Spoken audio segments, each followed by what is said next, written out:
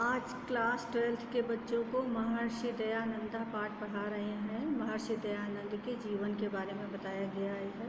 ये हिंदी के संस्कृत खंड का पाठ है।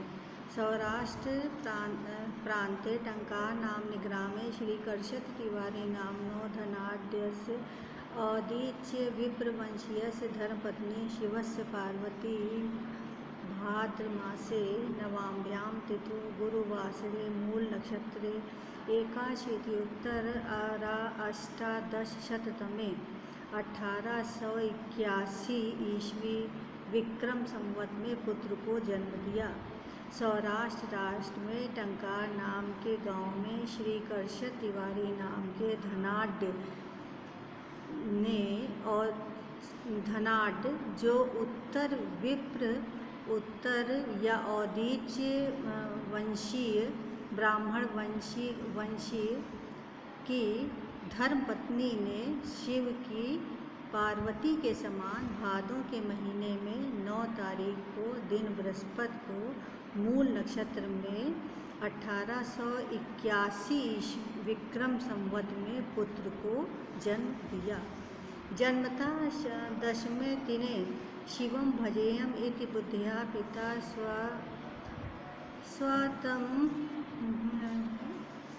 तस्य मूलशंकरः इति नाम अकरोत्। जन्मता दशमे दिने, जन्म के 10वें दिन शिवं भजेयम, ये शिव को भजेगा, इस प्रकार से बुद्धिया जानते हुए पिता ने अपने सुतस्य अपने पुत्र का मूल शंकर इस प्रकार से नाम रख दिया। अष्टमे वर्षे चास्योपनयन अकरोत्, और इसका 8वें वर्ष जब वो 8 वर्ष के थे तो इसका उपनयन संस्कार भी कर दिया। उपनयन संस्कार होता है जो बच्चों की पढ़ाई उपनयन संस्कार करके ही पढ़ाई प्रारंभ करते हैं। 13 वर्ष प्राप्तवते अस्मय मूल शंकराय पिता शिवरात्र व्रतमाचरितुम अकथयत। 13 वर्ष जब ये 3 और 10 यानी 13 वर्ष को प्राप्त हुए तब मूल शंकर के पिता ने शिवरात्रि के व्रत का आचरण करने के लिए कहा, यानी शिवरात्रि का व्रत रखने के लिए कहा। पितुराज्ञानुसारं मूल शंकरा सर्वमपि व्रत विधानम अकरोत्। पिता की आज्ञा के अनुसार मूल शंकर ने सभी प्रकार से व्रत का विधान किया। रात्रौ शिवालय पित्रा समं सर्वान् निद्रितान् विलोक्य स्वयं जागृतो अतिष्ठयत्। शिवलिंगस्य चोपरि मूषक मेघमितस्ततः विचरन्तः दृष्ट्वा शंकितमानसः सत्यं शिवं सुंदरं लोकशंकरं शंकरं साक्षात्कर्तुं हृदि निश्चितवान्। करें निद्रितान रात्रो शिवालय, रात में शिवालय में अपने पिता के साथ सभी को सोया हुआ देखकर स्वयं जागृतो अतिष्ठत, स्वयं जागते हुए शिवलिंग के ऊपरी माने और शिवलिंग के ऊपर मूषक एक चूहे को इतस्ततः विचरण इधर उधर घूमते हुए देख करके शंकित मानसा मन में शंका उत्पन्न हुई। सत्यम शिवम सुंदरम लोक शंकरम, सत्यम शिवम सुंदर और संसार का कल्याण करने वाले शंकर को शंकर ने अपने हृदय में साक्षात करने का निश्चय कर लिया। ततः प्रभृत्येव शिवरात्रि उत्सवः, तब से लेकर शिवरात्रि का उत्सव ऋषि बोधोत्सव, ये उत्सव ऋषि बोधोत्सव इस नाम से श्रीमद् दयानंदानुयायिनाम आर्य समाजिनाम मध्ये प्रसिद्धो अभवत्। ऋषि बोधिसत्व इस नाम से दयानंद के अनुयायी आर्य समाजियों के बीच प्रसिद्ध हो गया। यदा अयं 16 वर्ष देशीय आसीत् तदास्य कनीयसी भगनी विशोचिकया पंचतत्वं गतः।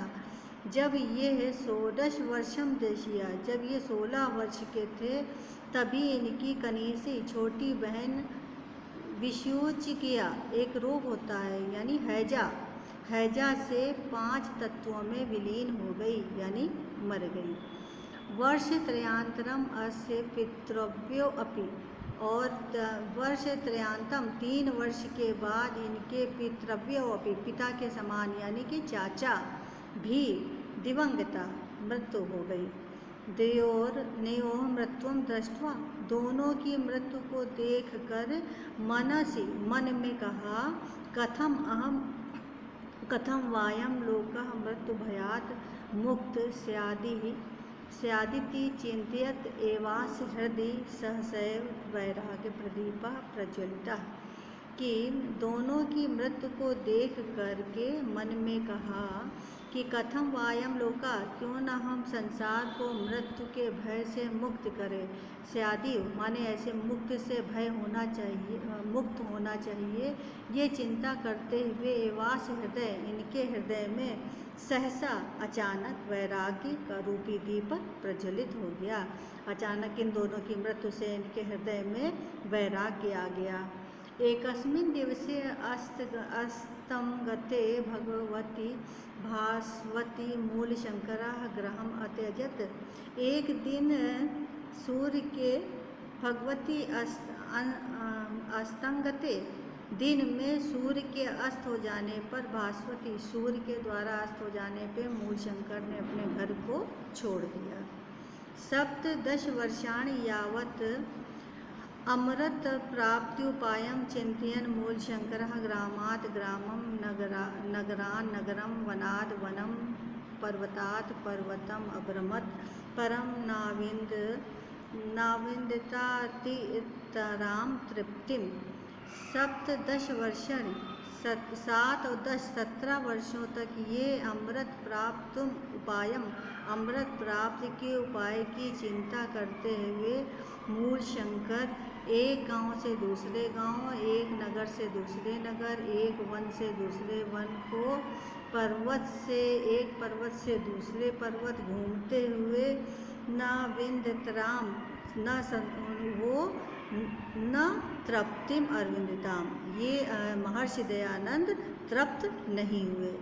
अनेकेभ्यो विद्वद्भ्यः व्याकरण वेदांतादीति शास्त्राणि योग विद्याश्च अशिक्षयत्, अनेकों विद्वानों से व्याकरण वेदांत आदि शास्त्रों और योग विद्या की शिक्षा ग्रहण की। नर्मदा तटे च पूर्णानंद सरस्वती नाम्न सन्यासिना सकाशात् सन्यासं गृहीतवान्, दयानंद सरस्वती इति नाम च अंगीकृतवान्।